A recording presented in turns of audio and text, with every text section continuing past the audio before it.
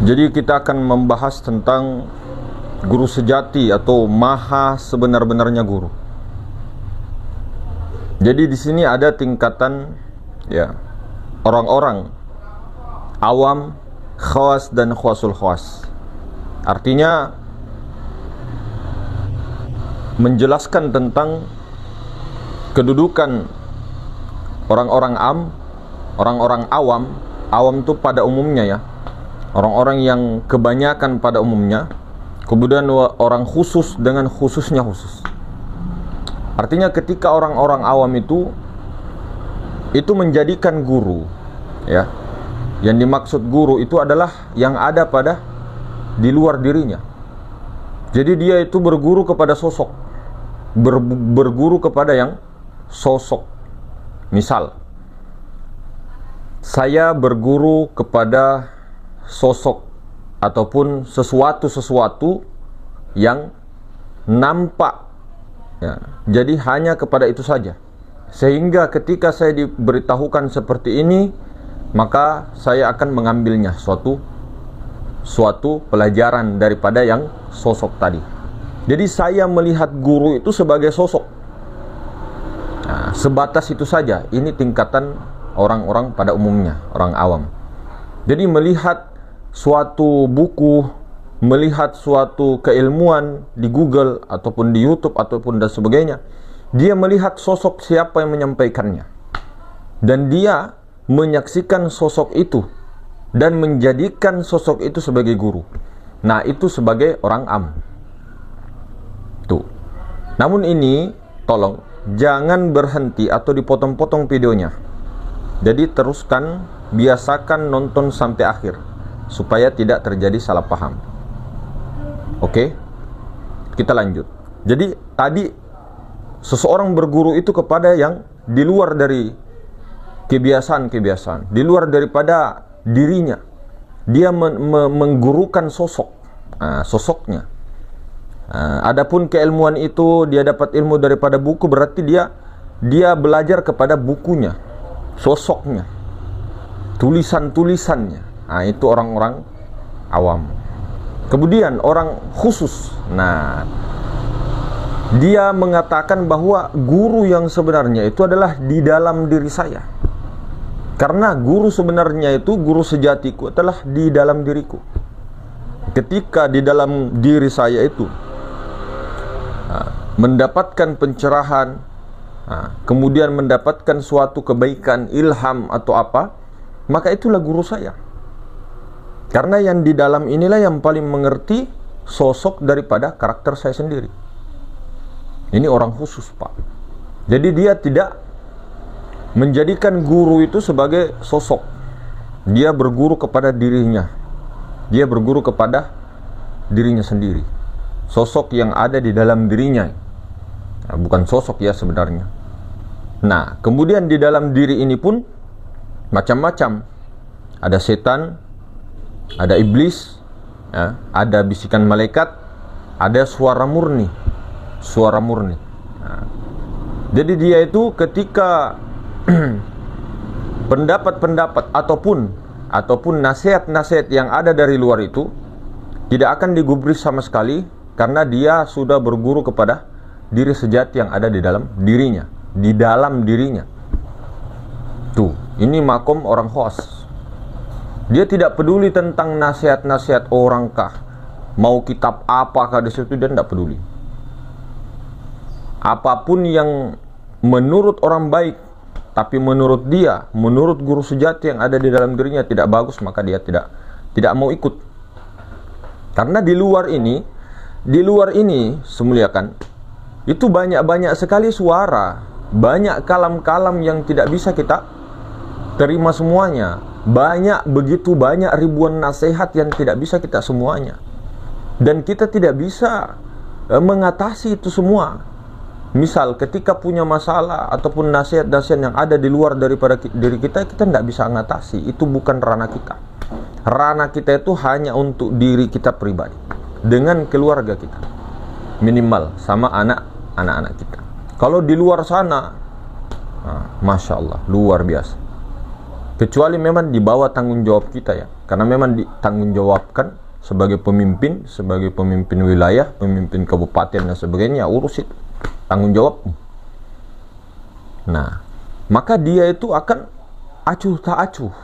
Dia itu masa bodoh. Oh, oke, mau apa karepmu, terserah dan sebagainya. Nah, itu orang khawas. Namun ada orang khawasul khawas lagi. Dia tidak berguru kepada di luar dirinya, tidak berguru juga di dalam dirinya. Wah, orang seperti apa itu, Mas? Dia berguru kepada maha segalanya guru. Tidak di dalam, tidak di luar. Artinya begini. Ketika ada suara di dalam dirinya, bisikan di dalam dirinya, ini khawasul khawas ya, bisikan di dalam dirinya, dia tidak langsung dengar. Dia lihat dulu apakah ini suara murni, suara yang maha kuasa, mutlak, maha suci. Sementara kita tahu orang-orang yang sudah mengenal sebetul-betulnya dirinya, bahwa dirinya tidak ada, kemudian dirinya fana, kemudian mampu mengenal sejatinya sirrullah itu, sejatinya alif tunggal itu, maka dia tidak akan tertipu dengan bisikan-bisikan di dalam dirinya. Karena di dalam diri ini banyak pikiran, perasaan ini banyak. Di dalam hati itu banyak bisikan-bisikan. Sementara suara murni atau kalam Allah, kalam Tuhan yang sebenarnya tidaklah bersuara, tidak berhuruf. Orang-orang khawasul khawas itu tahu. Jadi kalau ada bisikan semacam komunikasi di sini, bisikan halus di sini, meskipun itu baik, itu kalau yang baik berarti ilham namanya dari malaikat. Tapi malaikat itu tajalli, sudah tajalli, bukan suara kalam Allah Ta'ala yang murni. Oke? Tajalli. Nah, sementara yang kita mau ini ikuti ini adalah maha guru yang alif tunggal itu. Alif tunggal itulah maha guru. Dia tidak di dalam, dia tidak di luar, meliputi segala sesuatu. Namun wilayahnya di kesucian. Kalau tidak di kesucian tidak bisa. Pasti campuran itu, pasti bercampur. Artinya begini, ketika di dalam diri ini, misal kita dihadapkan dengan beberapa pilihan, ya, A, B, C, D, E, F, G, H. Oh. Kemudian di sini ada beberapa suara, di sini juga. Nah, ada yang suara menurut kita oh, ini baik, tapi ternyata dia menyesatkan. Ternyata setan itu pintar juga, hawa nafsu juga, anania juga. Ada juga suara malaikat. Nah, itu suaranya semua itu suara kita. Itu di dalam, belum lagi yang di luar. Nah, makanya orang khawasul khawas tidak berguru kepada sosok yang ada di luar dirinya dan sosok yang ada di dalam dirinya, tapi berguru kepada maha segala sesuatu. Itulah zatul mutlak. Lalu bagaimana cara mendeteksi yang ada di dalam dirinya? Ketika suara muncul di dalam dirinya, dia tidak gubris, dia diam di tempat kesucian. Dia kembali, dia istighfar, dia tobat kembali kepada Allah. Innalillahi wa inna ilaihi rajiun. Kembalikan tawakal, hasbunallah ni'mal wakil ke makomnya Allah, makom maha suci, makom Allah Ta'ala. Maka di situ ada suatu getaran. Ada getaran yang membuatnya dia astaga. Iya. Ini dia bukan berupa huruf, bukan berupa suara dalam, bukan. Contoh kayak di lampu merah. Di lampu merah itu, ya, di lampu merah, ketika kita dapat uang 5 juta.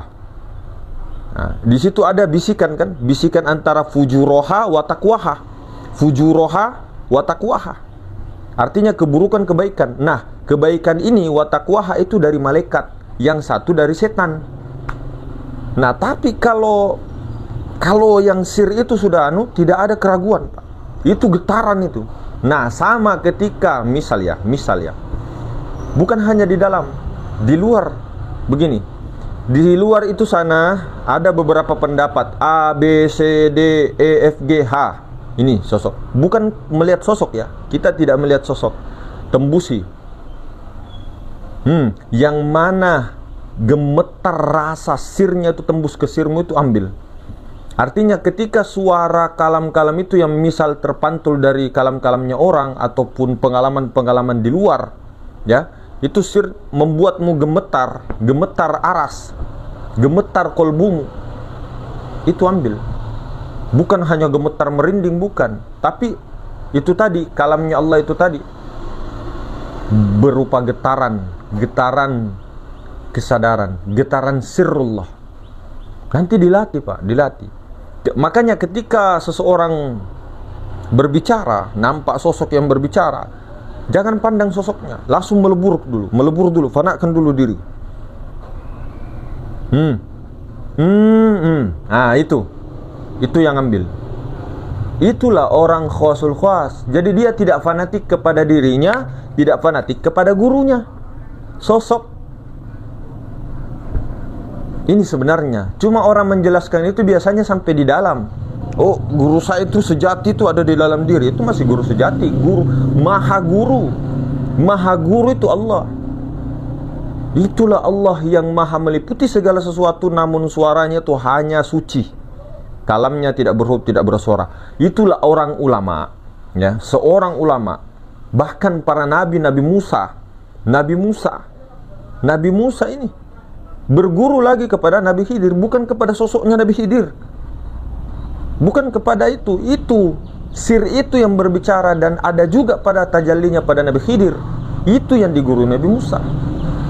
Begitu juga dengan para wali, ya, ketika dipertemukan dengan anjing dan sebagainya, itu menganggap meskipun kelihatannya sosok anjing ini anjing, tahu anjing? Sosoknya anjing, tapi ketika itu membuat kita ada pelajaran di situ, itu guru kita, Pak, bukan sosoknya. Paham? Apa yang ada darinya, pelajarannya itu, nah, gerak dan diamnya, membuat pelajaran, nah itu semua dari Allah. Itu yang dimaksud maha guru, bukan cuma di dalam, bukan cuma di luar. Cuma memang kebanyakan kalau sudah mengenal maha guru sejati itu di dalam dia. Bukan di dalam saja, ya. Artinya dia banyak di dalam mendengarkan kalam-kalam yang tak berhuruf, tak bersuara. Ataupun ketika melihat di luar, melihat semut, oh, ada lagi pelajaran. Di situ guru sejati, bukan gurunya semut. Paham? Bukan gurunya dia anjing, bukan gurunya dia monyet, bukan. Dia tidak seperti orang pada umumnya berguru sama sosok. Misal nih, kita ini melihat sosok kuda atau keledai. Kemudian kita ini orang awam, artinya memang kita masih orang awam, berguru sama keledainya. Oh, alhamdulillah saya dikasih paham sama keledai. Nah, itu sosok namanya. Oh, alhamdulillah saya dipahamkan sama buya ini, kiai ini, sayyid ini. Oh, ulama ini, ulama saya ini, tetek bengek. Semuanya. Tidak apa-apa ngomong begitu, tapi hati khudurul qalbi ini musyaadahnya kemana itu? Ke sosok itu, ataukah ke sosok yang ada di dalam dirinya saja, atau yang maha meliputi itu? Itu ada 3 itu. Ada khasul khawas. Di situ. Bukan kepada sosoknya, bukan kepada yang ada di dalam dirinya, karena yang di dalam dirinya itu sama dengan di sini. Ruh itu, Pak, Ruhul Kudus, Nur Ilahiyah. Nah, yang dihembuskan begitu, wa nafakhtu itu dari zaman Nabi Adam sampai sekarang itu satu saja, satu. Astagfirullah, meliputi Nurullah itu. Meliputi Nur Muhammad, meliputi alam semesta. Kita di dalamnya semua. Di dalamnya Nur Muhammad, di dalamnya Nur Ilahi. Nah, di atas segala sesuatu itulah Allah Ta'ala yang sebenarnya. Itulah aku kun hizat. Tapi tidak usah dicari. Cukup sampai di Nurullah itu, Nurzat itu, Sir itu, rahasia itu. Rahasia itu tidak lain daripada aku. Nah, rahasia saja tidak bisa dibahas, bahas aku.